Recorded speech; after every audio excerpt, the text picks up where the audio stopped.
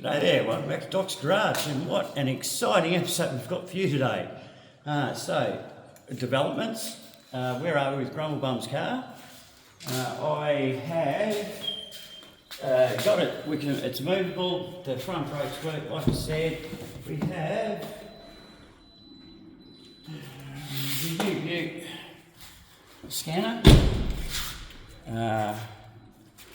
You can see Doc's Garage, Honey Doc.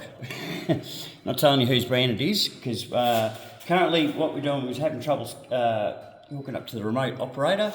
I don't know if it's because of the underground car park or the phone or whatever, but send them a message, they're going to get back to us and we're going to be able to hook up. Things seem to be going, but it's got this bit where we're going to put an ID number in, wants to know how to do it, and this, that, so this will get sorted. And when it works well, I suppose I might let you know whose product it is. So, the exciting bit. Okay, let's just know we're houseos, and we got a call this morning from Department of Housing, and they want to do an inspection tomorrow. Apparently they got a phone call, a bit of a complaint about stuff down in the car park. I said, I don't know what they're talking about. They said, you're not hanging on to stuff down there to sell on eBay or something like that. I said, no, I don't know where you got that one from, but no, we just got our cars, me and the neighbour have just got our cars down there. I said, it's a couple odds and ends, but, you know, it's nothing, I don't know. You got a car park, right, now this is an original complaint. These things are two car parks with two little Honda Civics or something like that. If you've got a decent sized car, you can barely get two in. If you have a look at down the side, here the gap is 100 mil. You can't get the passenger door open. Now if you put another full size car next to it, right, the gap, there's going to be a gap in the middle where you can just open the door and get it in and out. But you want to know the person pretty intimately. I wouldn't want my flash car parked next to some bloody shit heap like this. He's going to open the door, smack on yours. You can't park two cars in here. So I parked the trailer in here, and there was a big issue with the trailer. And the trailer is part of what I hope to be our business. We're doing this for a reason, to get ourselves off the dole and something sustainable that I know will work, and I'll do it until I retire, whenever that will be, or, you know, die or something. But get off the dole, get a job, you know, working for someone, hourly rate, all that sort of stuff. I've got, you know, a bunch of really good skills. I work much better for myself and not by myself all the time, but, you know, definitely in charge. So that's the reason why we're getting the car going. The reason we're doing it for YouTube, it's just a diary. If this thing goes anywhere and is popular, great. If it doesn't, it doesn't. I don't know. So, yeah, a bit of a diary. And so the dilemma is, there's an inspection tomorrow. We've got to stoke all this stuff. Now, you're not selling stuff. Where do you get this idea from? We've been lagged. We've been dogged on. So, this trailer load of stuff is cans. That is all cash-inable, right? All disappeared, boom, gone. Then we can load some furniture on there, which isn't, it's an overflow. Both of us have come from houses that were bigger than what we've moved into. I come from a 3-bedroom, and Grumblebum come from a 3 or 4-bedroom as well. And we've moved into a 2-bedroom, and they're modern ones, and everything's cramped on top. Beautiful places, don't get me wrong. But they're smaller, so we've got stuff that we can't fit in there, and we've got a balcony, and I had the balcony loaded up to the hill. This is what some of the stuff in there is from. I've cleared out the balcony, put it back down here again. Someone's complained. So, we've got to clean up and make it look like just a regular car park, and that we don't do anything down here. So, Grumblebum is on hold because, like I said, the scan tool has been a bitch and won't connect to the internet, but it is now. Now we're going to connect to the remote operator person, because from what I understand, when you get one of those flashy scan tools, you attach it to the ABD, you press some buttons, you push the brake pedal and it does its shit. But like I said, this stuck off started off as changing a set of brake pads, which, you know, in all the time I've been changing brake pads, you can do it in like 10, 15 minutes, you know, if you get your shit together. This thing, the calipers, it got sticky, started dragging. This getting hot, starting to chew out the pad. So what do? You push it in, push it out, push it in, you know, exercise it a few times, it normally clears it. It didn't. So, new caliper. The fluid drained out of the master cylinder. Put it all back together, put stuff in there, pump, nothing's happening. So, go back to basics, right? Got to give it like a bench bleed, basically. You can do it in the car. Take the lines off it. Like I said, I've got some barbs. They're not barbs, they're the proper fittings, and they screw into the bottom of the master cylinder where the normal lines come out of, and you just recirculate the fluid back into the reservoir. And it's great having it in the car because nothing holds the master cylinder better than the car itself. And you just pump it and pump it and pump it, get all the air out and get it circulating around. Beautiful, got that happening. Attach brake lines back on, bush, we've got the front brakes working. You're beauty! The back brakes, which had nothing to do with anything, now won't work. So I'm going around in circles with the scan tool. So like I said, put it on hold. I've got to get this thing off the jacks. These things are so awesome. So I'll crack on. This is Grumblebum's dog, Poppy. We're trusted to look after her, even though he knows we did our best looking after her. She got snaffled. Someone stole the dog. Like I said, she's such a homebody and she hates being separated from Grumblebum, but she accepted us enough to hang around with us and stuff like that. But she's, like I said, come down here, she's nicked off up the driveway, possibly out the front. We've got a pretty busy main road. Someone's grabbed her because she's a purebred blue, looks like a little teacup pig of the dog world. She's a cute little dog, but she is her owner's dog, and she has a shit fight, separation anxiety, all that sort of bloody crap. Yeah, so whoever's got her is one patient motherfucker, or has drugged the dog up or something like that, or something, but also an arsehole, because you can clearly see this dog really misses its owner. What I'm doing is I've got blocks of wood under there, and one of them's a little bit close. And the trolley check doesn't really go through it, so I'm threading it back from behind. Anyway, alright, so the bus went back. And then we're going to peel over jack in the train. Alright, there we go, it's in the right spot. What's going on about the dog? Blue dog. She is her owner's dog. Like I said, someone has spotted her, grabbed her. She's on heat as well. She loves going in the car. So someone's opened the car door, she's jumped in, she's gone. Grumblebum has never been the same since. It's like, it's his spare child, fully. And yeah, anyway, he doesn't hold us responsible, thank fuck.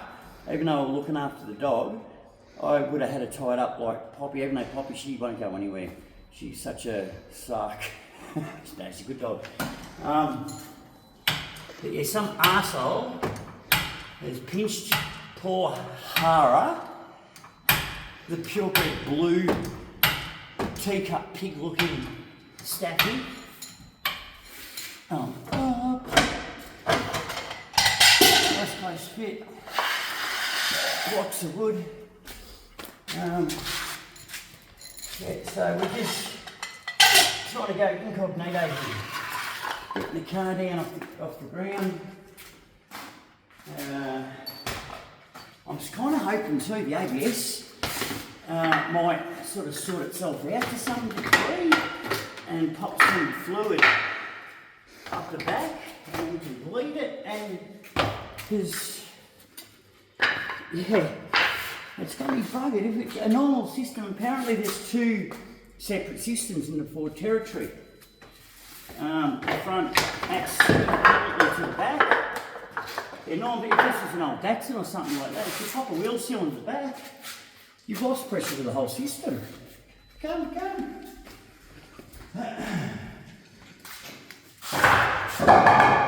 But I worked on cars for a long time, like well over 10 years, and in a commercial setting.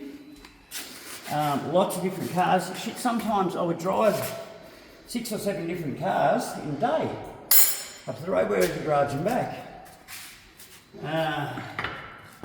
In and out of the workshop. So, painting and power, bit out of breath.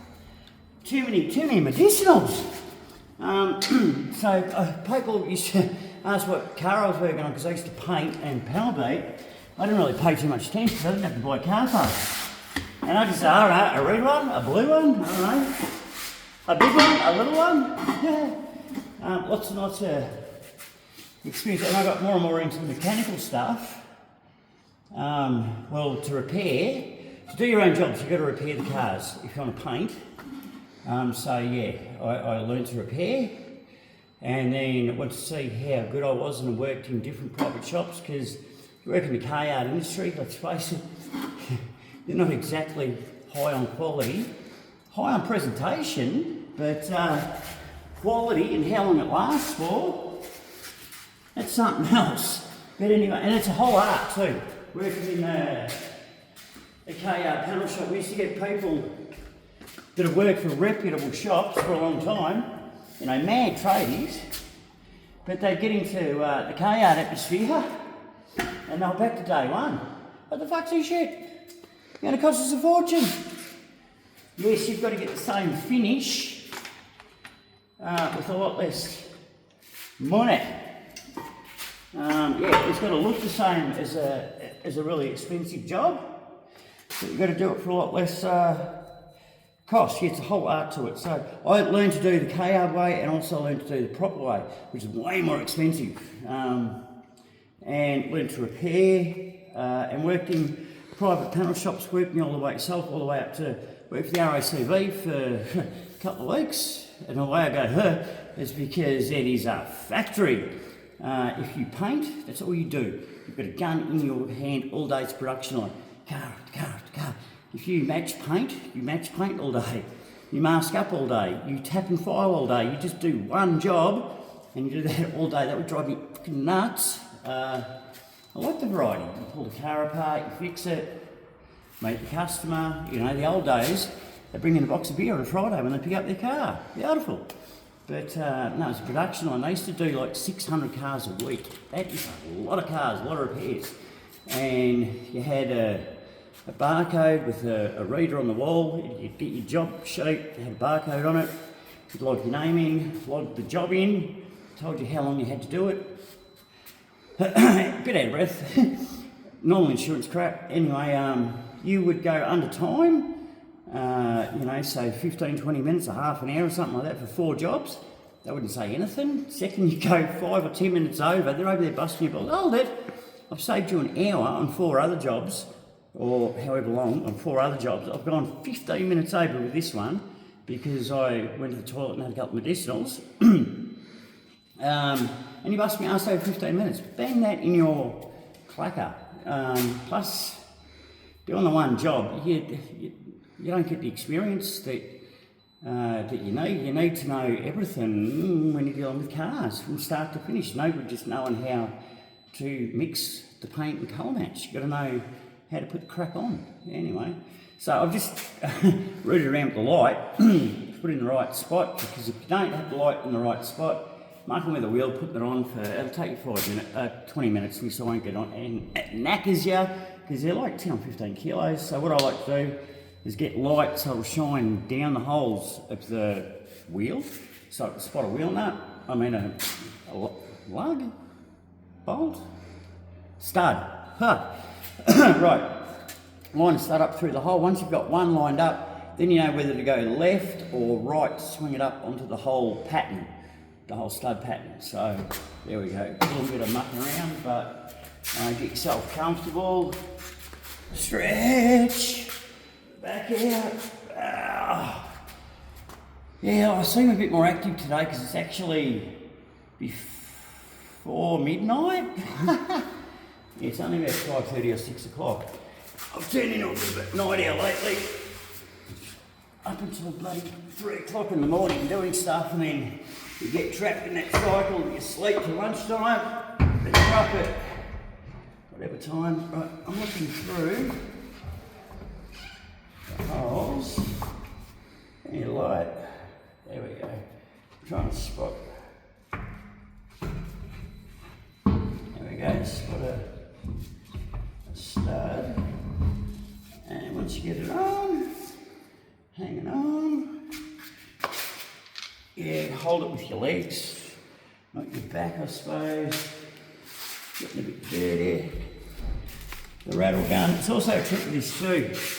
Don't slam it on 100 miles an hour because you don't want to cross thread it or get the rim sitting on the hub funny. Always put first. That sounded straight in the lock mode. I like to put 2 in, square the wheel up. 1, 2. On, yes, the wheel's flopping around. You see what I mean in a sec. Hold it down. Put 2 into it. And make a basket.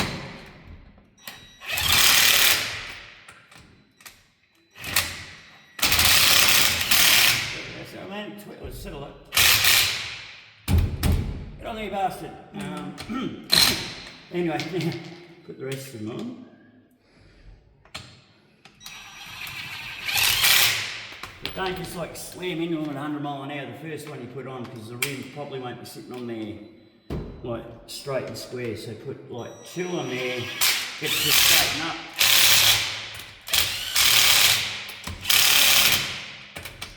Oh, she died. And do it in a crissy-crossy pattern, like you would normally, like hand. Because I'm only moving the car from one spot to the other. I don't have to go mental building up super tight, but the battery's just going flat, so you always got to finish with the breaker bar. Don't trust the rattle gun.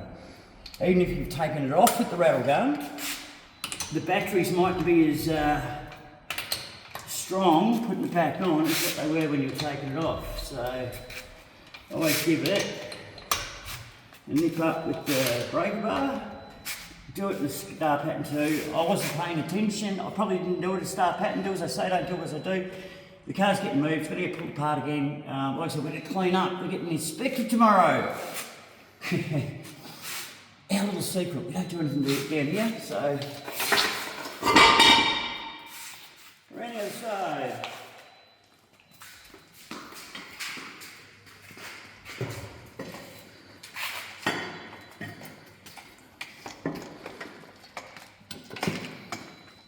Need any weight. Not enough weight down there. Ah, basket springing up.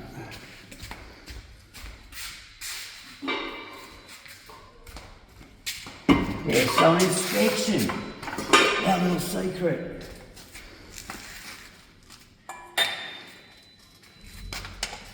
No one will know.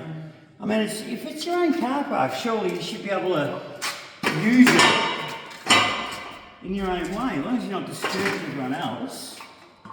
Which we try not to. Like I said, after the last 2 car parks down, myself and Grumble Bum use it. So, what's the problemo? Well, that's it. In there. I think it's people with that need to get a life. Worry about what everyone else is doing, not worry about what you're doing yourself. So, fair income. Yeah, size of strand. Once you get the light straight, it's not going straight up the holes, and it's as dark as a Very dark spot in here. Yes, dog, what's wrong?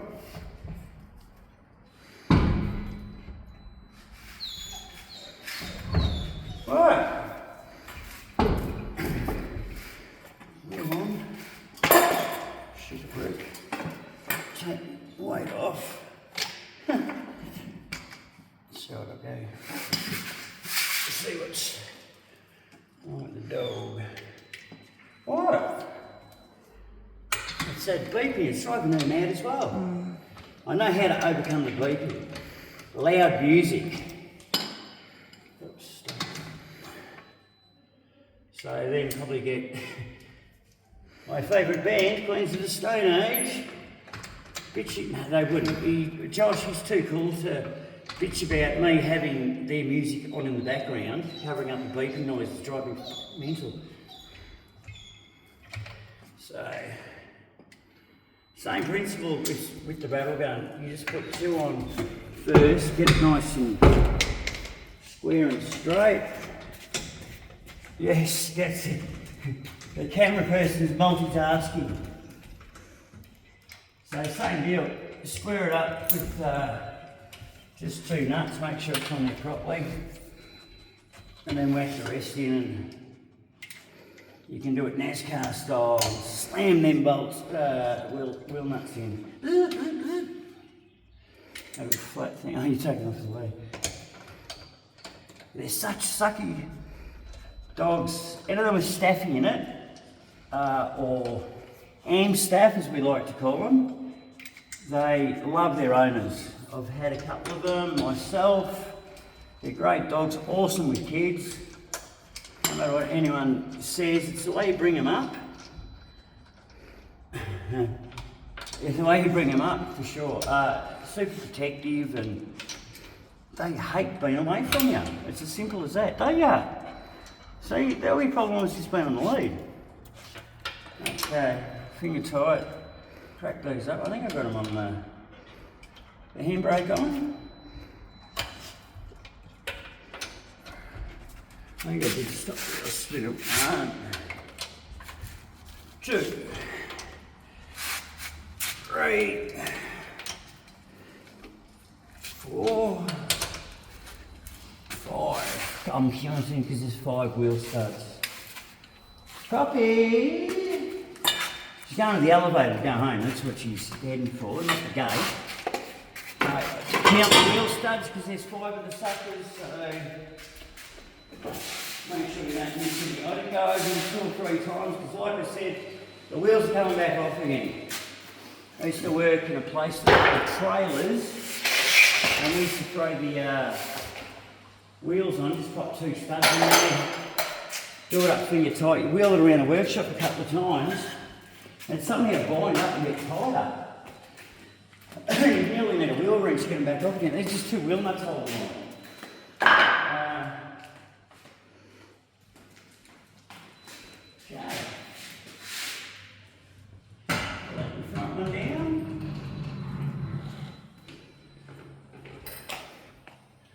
Yes, don't need to let it down 100 mile an hour. Drop it down to 29.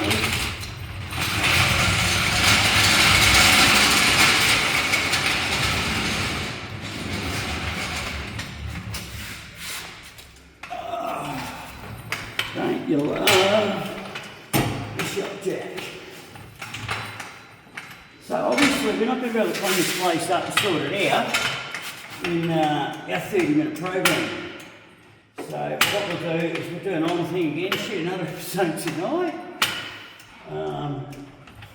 Hopefully I'll have a different t-shirt on by then. Actually, no. Just because when you get up to the last pump, that's super slow. So, because I've got bits of wood under there and all the rest of it.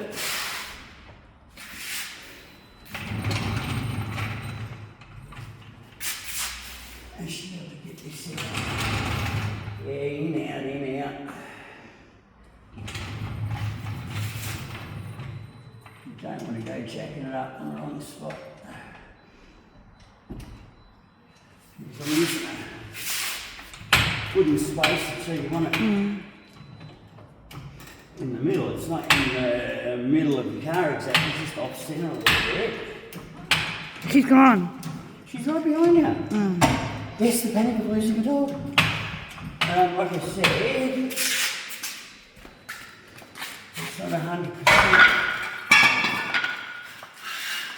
in the centre. It's got the centimetre centre, big flat bit that it's on. Hopefully, territory's got enough clearance to go down with the block of wood on it. Yeah.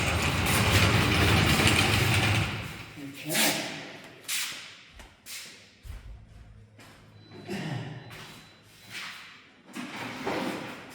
Leaving the battery charger on it. On the little winter mode. Made for storing the car for long periods of time. Always place a spot down there. So when you go to start it, 2 or 3 days been on the stand, the doors open and stuff. Runs. Now, don't have any lights on, no ABS or traction or anything like that. Put the lid back on.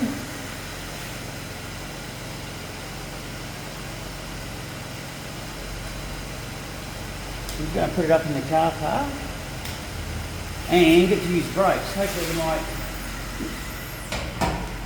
start sorting themselves out. Those pistons might move. I've got to do the window too. It's another.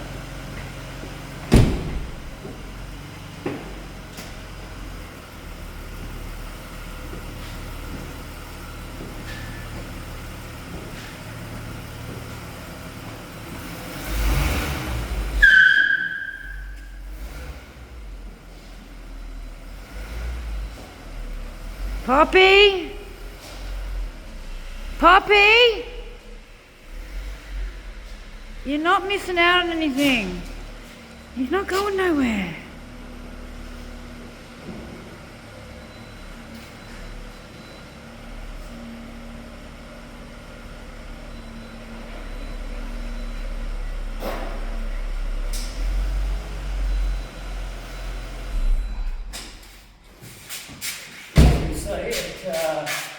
It drives and stops, but it's only front brakes working by the sound of it, which if you had to drive it home from somewhere or something to get you home, which is, like I say, any other car from a few years ago, you pop one wheel cylinder or one caliper, the whole system doesn't work. So being isolated, it's something different. And we'll get to the bottom of it. So the AU has, come in this way, driver. See caliper, because they're getting cleaned up and yeah, getting a bit of a tidy up. Not a rebuild, but just a clean up, and they've got to clip back in there and stuff like that. Sheet metal's got to go back in there. Pebble on this side. She's not same deal calipers. But coming inside the camera press on, you can see how gorgeous work with the sheet metal. Not finished off, it's just popped in there. You can see it. And then go like that, up and oh, kind of. There we go, into the front. So hand, yeah. So, and then if we go around to the other side and have a look. Where's she gone, babe? Look behind now, show them that. So, Good girl. home body dog. Okay, we'll come around and have a look at this side. Now, can you see through here?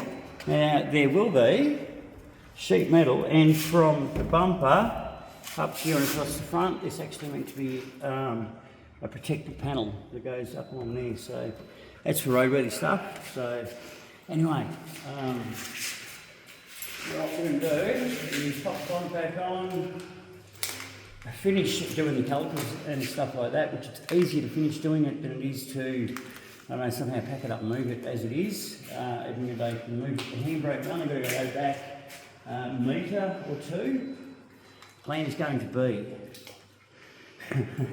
I don't freaking know. Go there. All right.